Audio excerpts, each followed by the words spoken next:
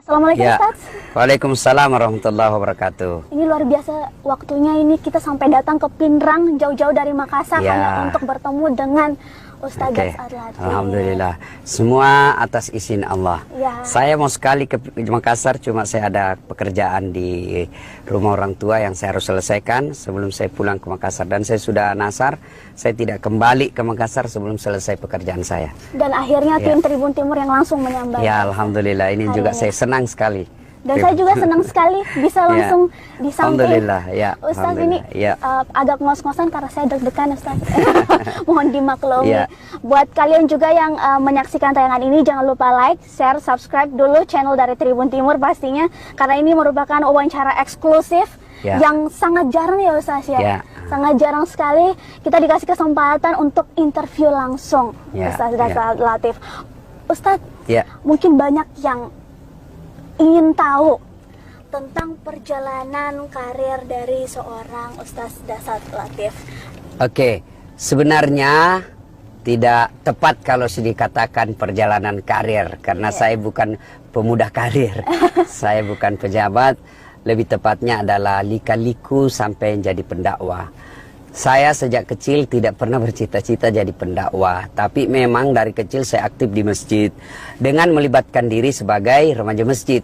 Dan disitulah saya bermula tampil di depan umum. Misalnya jadi MC ya. Itu bermula dari situ. Di kampung saya, Masjid Nurul Iman itu memang ada pengkaderan. Jadi kalau Ramadan kita diminta untuk menjadi MC. Setelah itu saya naik ke Makassar. Kemudian saya rajin ikut lomba pidato. Dan memang saya hobi ini berdiri di depan umum. Memang hobi, saya tidak, itu pemberian Allah.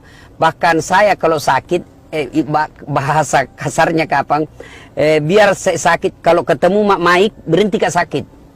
Saya senang memang tampil depan umum.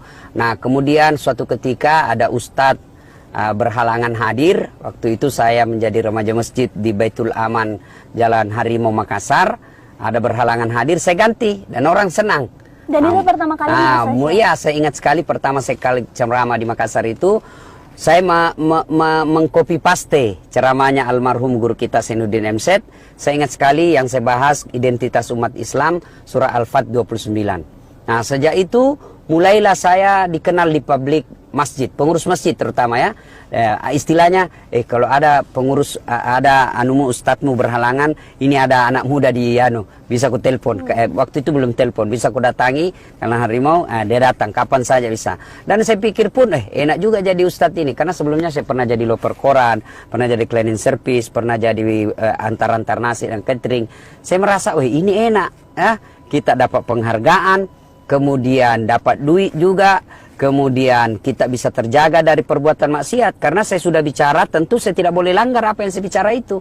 Nanti dia bilang ke orang kajili-jili. Ya, Alhamdulillah ya.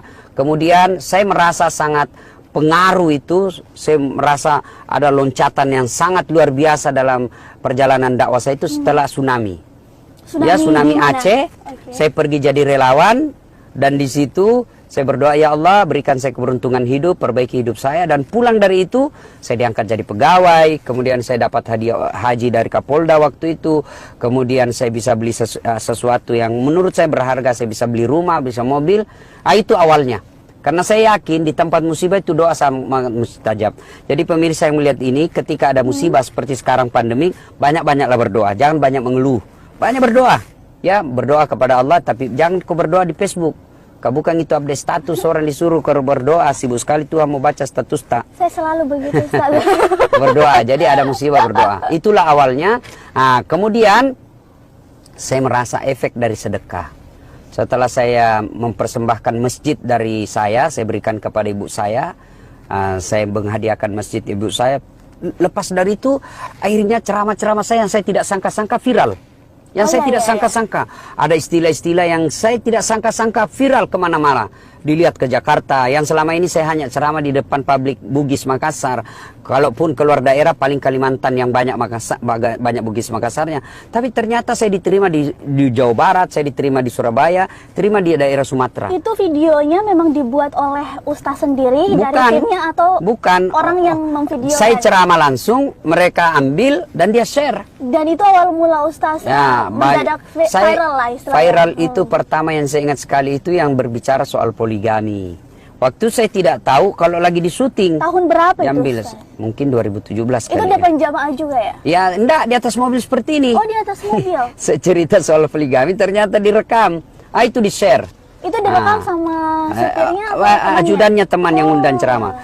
Terus viral yang banyak viral juga itu tentang istri yang suka ngomel yang didorong masuk ke sumur itu viral juga. Saya bukan tim saya yang sebarkan. Itu tahun berapa, Ustaz? 2018 kali ya, akhir. Saya merasa mulai banyak viral ceramah saya itu 2019 pertengahan. Itu ya. Itu saya merasa setelah saya bangun masjid. Jadi saya yakin sedekah itu melapangkan jalan untuk apa yang kita mau. Melapangkan jalan. Jadi bersedekah itulah kunci suksesnya. Sedekah itu tolak bala, memperpanjang umur, memurahkan rezeki. Ya. Kalau masa kecil Ustaz sendiri di mana? Saya di kampung. Di kampungnya di mana? Di Pindrang, Desa Bungi. Ya sama lah anak-anak kampung. Kayak cuma ya waktu itu kan orang tua saya Allah takdirkan tidak punya harta yang berlebih ya. Hidup di bawah kemiskinan lah kali mungkin ya. Hidup prihatin. Jadi itu yang membuat saya kreatif. Ya, pulang ke sekolah pikir masangking. Potong padi kan hasilnya kita jual. Kemudian kalau mau lebaran hari Ramadan kita pergi tawarkan ke orang-orang, saya cat rumahmu, saya cat atapnya, berapa gaji terserah berapa. Kemudian waktu saya SMA di Makassar, mulai saya merantau itu tamat SMP saya ke Makassar, ya cuci-cuci pakaian keluarga, saudara. Saya bilang daripada kau panggil tukang cuci biar saya cucikan kau ya. 2000 ada ini baru-baru terjadi sebelum lebaran. Ya ada kakak sepupu, saya kasih THR dan dia sempat meneteskan air mata sebab dia bilang, saya ingat waktu kau masih kuliah, saya yang kasih kau tak 2.500 untuk cuci pakaianku, sekarang kamu yang kasih saya duit. Subhanallah ya, jadi jangan pernah meremehkan orang ketika Anda melihat dia susah, ketika dia terpuruk, doakan, berikan semangat, jangan diremehkan. Karena bisa jadi yang Anda remehkan hari ini bisa jadi terhormat beberapa saat yang akan datang. Muliakan orang, jangan pernah meremehkan. Berarti perjalanan seorang Ustaz Dasaat Latif ini tidak semerta-merta langsung naik begitu saja, tapi ada perjuangan di balik-balik. Istilahnya bukan karbitan. Ya, benar. Apa mau karbitan? Yang karbitan itu kan kalau bapaknya pengusaha, bapaknya pejabat, tiba-tiba dapat proyek. Itu sudah ada pondasi. Ya. Kalau kita ini, kata bapak saya begini waktu saya mau merantau. Nah, dek gagas si jimu tosogi, dek gagas si jimu pejabat, dek tu gagat tuluk kona kecuali pun Allah Ta'ala. Artinya gini, nah tidak ada bapak keluargamu orang kaya, tidak ada keluargamu pejabat, tidak ada yang tolong kau kecuali Allah. Maka dia wasiatkan ke saya, jangan kau pernah tinggalkan sholat duha. Itulah yang saya amalkan sampai sekarang. Karena sholat duha itu dek, Allah kasih kunci sholat duha itu, kunci membuka pintu dunia. Dunia ada, tapi harus ada kuncinya kalau mau masuk. Apa kunci itu? Sholat duha. Maka rutinkan sholat duha biar Allah yang ngatur dunia ini. Kecil buat Allah kasih kita dunia. Dengan sekejap saja. Yang penting dekati Allah. Ya, dekati Allah itu dua. Yang prioritas. Satu, muliakan orang tua. Dua, perbaiki sholat. Kalau dua ini kita lakukan, biar Allah yang ngurus hidup ini. Ustaz, ini kan Ustaz tadi sempat menyinggung bahwa pada saat perjalanan Ustaz itu tidak hanya istilahnya bukan dari awalnya pendakwah, tapi sempat loper koran juga, kemudian jadi tukang cuci keluarga. Oh ya, dari semua momen yang sudah Ustaz jalani, mana yang paling Ustaz tidak pernah lupakan dan bisa dibilang menjadi titik balik seorang Ustaz Dasaat Latif? Ya ketika dihina orang itu menjadi pemicu ya. Kemudian yang paling itu ketika saya melihat kadang-kala ibu saya dihina. Ya, waktu itu ibu saya kalau ada pengantin, kalau keluarga yang lain kan kalau kita di kampung tampil di depan, orang-orang kaya di depan lah dia duduk. Tapi ibu saya cuci piring. Ya. Itu yang membuat saya semangat untuk sekolah. Tidak boleh ibu saya dihina orang lain. Alhamdulillah, mungkin niat dan doa saya selalu, ya Allah, berikan saya umur panjang, berikan saya rezeki yang cukup, agar saya bisa memuliakan ibu saya. Alhamdulillah, sepertinya meskipun belum semuanya saya bisa penuhi kebutuhan ibu saya, tapi kalau saya tanya, mage mak, agaknya, dek naga nak, angka mana nama orang? Alhamdulillah, saya perbaiki rumah, saya kasih masjid, saya kasih kendaraan, ada penghasilan saya kasih dulu ibu saya seberapa persen, baru saya nikmati. Tapi sayang bapak saya tidak sempat menikmati apa yang saya dapat hari ini. Tapi saya yakin doa-doa saya, dari ilmu-ilmu saya, doa-doa jamaah, itulah yang Allah berikan kepada almarhum bapak saya di alam kubur. Jadi resepnya sebenarnya dua. Muliakan orang tua, pelihara sholatmu, insya Allah Allah yang ngatur hidup ini. Tapi tidak berarti saya orang hebat, tidak berarti saya ini wah, tidak berarti saya lah soleh, tidak berarti saya ini orang tidak punya dosa. Saya bukan apa-apa. Mungkin hanya Allah yang masih ingin menyayangi saya, sehingga apa yang saya dapat ini, apa yang pemirsa lihat, dakwah-dakwah saya itu karena pertolongan Allah, bukan karena saya yang jago, tapi karena Allah ingin menjadikan saya agen penyampai pesan-pesan ilahi. Ya, jadi bagi saya hinaan itu menjadi motivasi buat saya. Cercaan saya tidak akan pernah membalas. Saya pernah dihina temanku waktu kuliah, seniorku, dia bilang apa?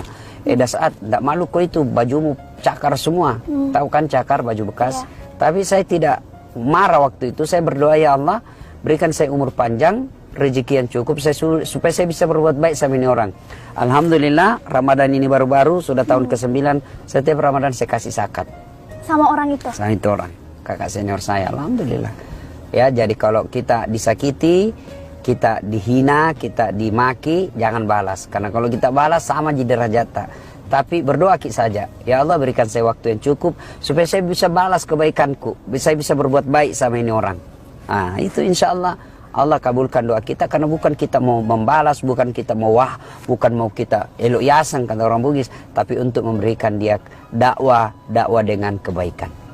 Oh ya Ustaz, ini udah sedih-sedihnya, kita coba ngulik lagi kira-kira siapa yang paling berperan penting dalam perjalanan dakwah Ustaz. Mungkin yang memperkenalkan ini dakwah loh, ini seperti ini dakwah. Yang seingat saya itu, yang mengajarkan saya itu adalah almarhum Pak Ukas. Sudah, dia di kampung dulu itu, dia sopir PT-PT, tapi dia juga guru. Dia aktivis dakwah, dia aktivis masjid. Dia memperkenalkan kita remaja masjid. Nah, di PT-PT-nya itu, kalau kita naik PT-PT dari rumah ke sekolah, itu dia putar ceramah. Di Nemset waktu itu yang membuat saya menarik, wah enak didengar ini. Kemudian yang kedua yang membuat saya selalu mau semangat untuk waktu saya kuliah dan sekolah itu ada sepupu saya, jadi ajudannya itu guru kita Abdurrahman Ambok Dalle, ya Ambok Dalle, guru pesantren pimpinan pondok DDI waktu itu, DDI Kabalangan. Itu beliau kalau datang ke kampung-kampung ceramah itu selalu dengan sepupu saya itu didampingi. Enaknya jadi pendamping ustadz ya. Nah, kemudian kalau setelah saya dewasa, ada guru SMA saya. Setelah remaja, dari guru SMA saya di SMA 4 namanya Pak Limudin. Itulah yang selalu carikan saya peluang-peluang untuk dakwah. Karena biar kita punya bakat tapi tidak ada penyaluran, susah, tenggelam kita punya bakat. Nah, beliau ini Pak Limudin menyalurkan bakat saya dengan mengikut saya lomba sahril Quran, lomba-lomba pidato. Beliau lah itu. Jadi istilahnya lingkungan sekitar itu sudah peka bahwa seorang Ustaz Dasaat Latif ini memang ada bibit-bibit menjadi seorang pendakwah. Betul sekali. Lingkungan penting. Makanya pemirsa yang saya hormati, kalau Anda mencari rumah, jangan 10 menit dari rumah sakit. Mau kok tiap hari ke rumah sakit? 10 menit ke bandara, tiap hari kamu ke bandara? Tidak kan? Mestinya 5 menit, 10 menit ke masjid. Karena masjid itu kalau kita dekat, insya Allah berkahnya, senteran-senteran hidayah dari masjid itu akan baik. Ya. Itu lingkungan penting ya. Kalau kita seperti setiap saya cari rumah waktu itu kontrak dan sewa-sewa, saya cari yang dekat masjid. Karena kalau jauh dari masjid, lambat laun kita tidak rindu dengan masjid. Nah, kalau kita sudah jauh dari masjid, sudah susah kita mendapat hidayah.